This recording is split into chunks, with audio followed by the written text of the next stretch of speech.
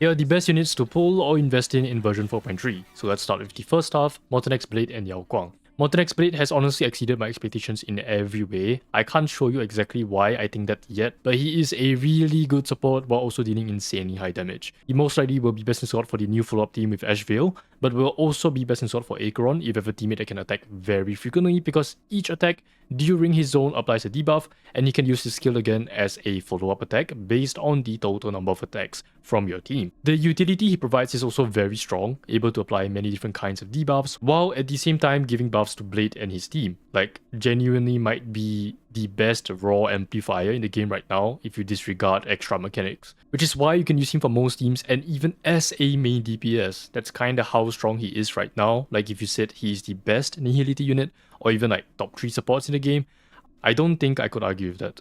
I'm probably going to be glazing him more in my guide soon, but for now, I think he is a very high value pull for this patch, especially if you like the new follow-up team, or if you just want more investment into Acheron. Another very high value pull is Yao Guang, who is rerunning with him, not very surprising as she is pretty much the Elation support, and Elation teams are very meta right now. If you are playing Elation, then Yao Guang is pretty much a must-have on those teams. This naturally means a lot of Yao Guang's value is tied to Elation. She is still playable with some SP consuming units like Archer due to her strong buffs, but even then I still think it makes more sense to only recommend Yao Guang if you already have Evanesia or Silver Wolf, or you want to build an Elation team in the future.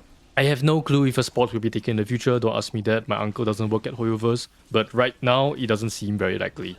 Next we have Phainon, so let me just get this out of the way. Phainon is the lowest value pull for this entire patch, and I do not recommend getting him at E0 unless you have E1 and you are going to E2 or E5 going to E6. His raw damage output is starting to fall behind, and his bounce damage can sometimes be inefficient, which can hurt him in actual gameplay. At the time of this video, the new Memory of Chaos 12 has yet to release, and there is quite a big difference going from this one to the next, and even the one afterwards, so you will probably feel the HP inflation then. And to make things worse, we have been getting a lot of bosses that can summon extra mobs, because that means Phainon Stardeath Verdict will not be as efficient on the boss, and because his gameplay is very linear, you can't really learn to play him better either to improve his damage as compared to other teams. He can still clear decently well right now, but at this investment level, newer units would still be 2 to 3 cycles ahead depending on your skill level, and it's pretty easy to achieve that level of performance. Cyrene is also starting to fall off a little bit as expected. Her relevance in the meta is very tied to Chryso, so if those teams are falling behind, so will Cyrene. The only competitive top tier Chryso team left is the full Remembrance team, so if you are missing Cyrene to complete that, there is still great value in pulling her. Otherwise, I would not recommend getting her unless you are E1 going up to E2. Again, other than the Remembrance team, newer units will just give you an easier time than the other Chryso teams and will clear faster. Cyrene just takes too long to apply her buffs for those teams, reducing your clear speed and damage output. So overall, Mortenax and Yao Guang the highest priority this patch, followed by Cyrene and then Phainon. In fact, I would just save if you don't care about Yao Guang or Mortenax Blade already. I don't think Cyrene and Phainon are worth pulling anymore relative to new units, because there's the Fate characters. We have Himiko Nova as well coming the next patch, so I don't know how good they will be, but there is a pretty good chance they will be better than at least Cyrene and Phainon, so at that point I would just save. For vertical investment, I'll go over Mortenax Eligons and Signature Lightcone in my guide for him later, since it's currently still considered leaked content, but for the others, both E1 and S1 Yao Guang are extremely high value. E1 has a higher peak but is less consistent, while S1 is able to give Yao Guang 3 ultimates in 300 action value with Ho-Ho, so S1 is much comfier, and I generally recommend that for easier gameplay. E2 is kinda meh, so I think you should just stop at E1. Next, E1 Phainon isn't great, it would be better to just get his S1.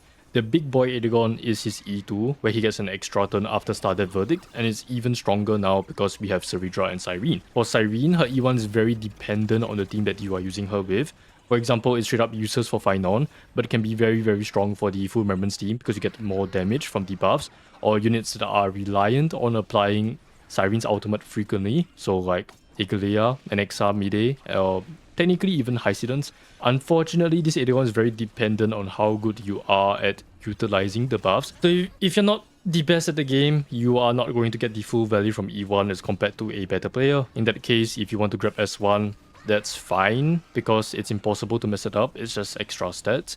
But if you are able to play the game decently, I would always grab E1 to use her ultimate more frequently. Again, other than for Phainon, because it's useless for him. And of course, E2 solves her biggest issue of her slow ultimate charge and allows the team to deal maximum damage from the get-go. Anyways, that is it for my version 4.3 pulling and investment guide. Once again, Mortenax videos will be coming out soon in a few days.